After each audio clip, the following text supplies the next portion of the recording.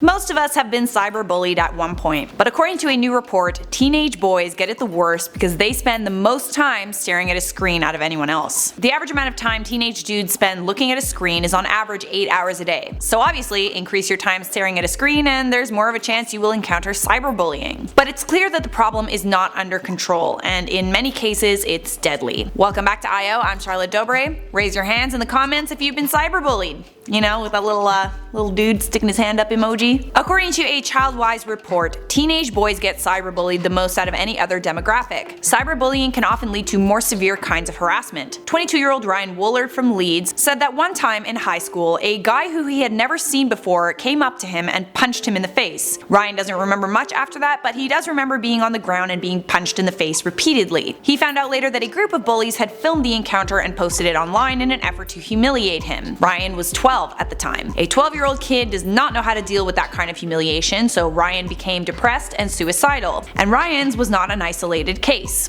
Axe Deodorant, in collaboration with Ditch the Label and Promundo, spoke to over 1,000 men aged 18 to 24. At least 3 out of 5 of the men surveyed had been physically bullied.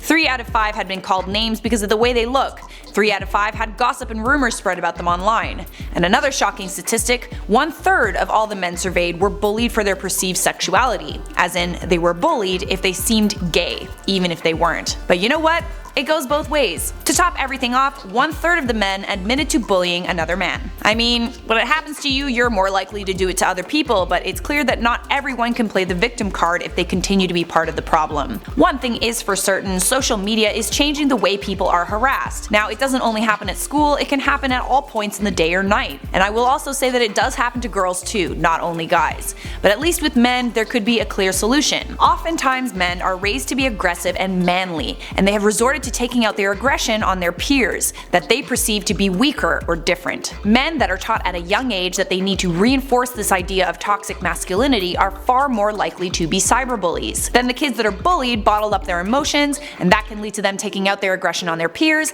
like with the case of school shootings. It's a vicious cycle, and it starts with how parents raise their children. I feel like we could all try and break the cycle and try and show a little kindness next time. Maybe the next time you see someone getting bullied, go up to them and try and make them feel like people aren't that bad. There's some food for thought. It's time to respond to some comments, and for this video I've chosen to feature comments that constitute as cyberbullying.